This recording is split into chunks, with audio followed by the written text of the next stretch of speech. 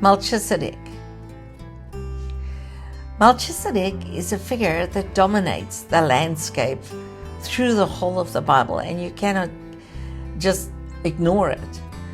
When Abram slaughtered the kings, this man appeared, Melchizedek. It's the king of righteousness, the king of peace. He has no father, no mother. So he was not of human descent, and he was no earthly priest. Now, if we go back to Genesis, he says, God made us in the image and the likeness. But you have to read this together with John 1 and understand what happened. In the beginning was the Word, and the Word was with God, and the Word was God. So God sent forth His own Spirit, and Him decided with Himself, this is how we're going to make it. But He used His Spirit, but it's still God. They were one. They were in full agreement. But then the Spirit, after creating everything, said, let us make man in our image. It was God agreeing with Himself. He made man in His image and His likeness. And we saw Adam throwing all this away by disobeying God and listening to the voice of his wife for the sake of love. The problem that was set there follows the patterns, because God has created and given man a woman for a helpmate, not for leadership. So in the Spirit, if you listen to the voice, means the one leading you. We are to listen to the help of people, the help of our wives, but listen to the voice of God. Our leading must come from God, where we go with what we do. The minute Adam disobeyed God, he saw his own blindness and nakedness, and fellowship with God was broken because of disobedience. In Abraham, God found a man that was obedient to the point of death. This man was willing to offer his son, which formed the foundation of the world that was going to bring forth the Christ. The Bible never says from the foundation of the earth. It says from the foundation of the world. World is a system, and the foundation of the world was the foundation of the system of worship that was going to bring forth the Christ. This foundation was Abram, Isaac, Jacob, and Joseph, and Moses was the builder of the house. But they defiled the house. And when Jesus came, He said, you serpent seed, you vipers, because Satan has laid his seed inside of the system. So the house of Moses was to be broken down. And David said, I will dwell in the house of the Lord, not the house of Moses. He said, goodness and mercy will follow me. Mercy is the forgiveness of sins that came with the cross after Jesus paid the price. When Moses was on the mountain and sought to see the glory, God said, my goodness will pass by you, but I will be gracious on whom I will be gracious, and I will be merciful on whom I will be merciful. The first person to ever receive grace was Noah. Then Abraham, Isaac, Jacob, Joseph, Moses, and everyone that follows in that covenant received grace. But then grace and truth came and brought mercy. And out of His fullness, we have grace for grace. And the final grace is that we might know Him. Because Moses face to face said to God, seeing that you know my name and I have found grace, show me your way. Jesus is the way. That I might find grace and that I might know you. The final grace is to know Him. Paul, before he died, he says, I have one purpose. I am determined to one thing, so that I might know Him.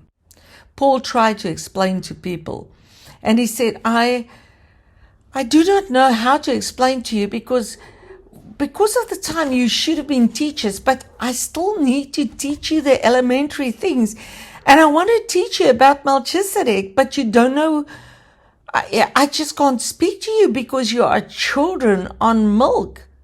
Then he says, David even said, the Lord said to my Lord, sit at my right hand. Whoa, this is God speaking to God. God swearing by himself. God working with himself. Melchizedek. So what happened? Adam lost the likeness, and God took on the image and received the likeness. He came in the form of man. But when he was raised in the image and likeness of God, the order of God. He never took on the order of angels. He took on the form of man because he had to come as a high priest. He had to come from man, but he is the high priest from God. In other words, we do not just have a high priest that came from earth that has to die. No, we've got a high priest that went through the heavens, that also came from above.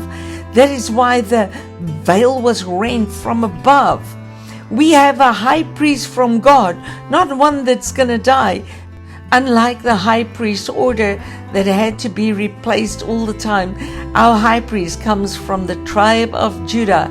An eternal scepter is in his hands, and he will not die, and he is patiently waiting for the saints to possess the kingdom. Jesus Christ became high priest in the order of Melchizedek, the order of image and likeness. And when he comes, we will see him face to face, like Moses did. And this time, we will be like him.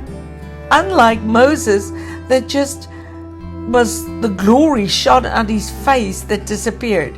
The glory that we will receive will be an eternal glory.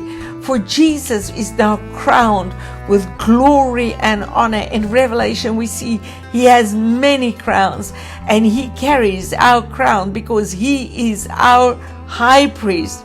And when all the thrones were cast down, we see that in Daniel 7, all the nations were down. Then he was crowned with life. But before that, he took on our crown, a crown of thorns, because the earth brought forth thorns and thistles, and man is bowed down with this degraded existence in this low state. But Jesus took it on. And in Revelation, we see he is crowned with a rainbow. There was a rainbow around his head. The cross became the prism that in the old we have this broken, separate stories about Jesus. God revealed himself, Jehovah Rapha, Jehovah Shammah, Jehovah Rueh, Jehovah Tzedkenu, Jehovah. And in Colossians we read, it pleased the Father that the fullness of the Godhead bodily dwells in Christ. We are the fulfillment of the rainbow. They always said that there's a pot of gold under the rainbow. Jesus is our pot of gold. Jesus has brought us to a place of victory in this dark, fallen state. Why would we go back while we have the true light that now lightens every man is shining in our hearts? And when we see him, we shall be like him. But this light has to grow inside of us. And this light is the only thing that drives darkness out of our minds, out of our souls. We need to step into what Christ did on the cross. He's our mediator, and he's going to wait till we all come to the fullness of the full stature of the Christ. Then time is no more.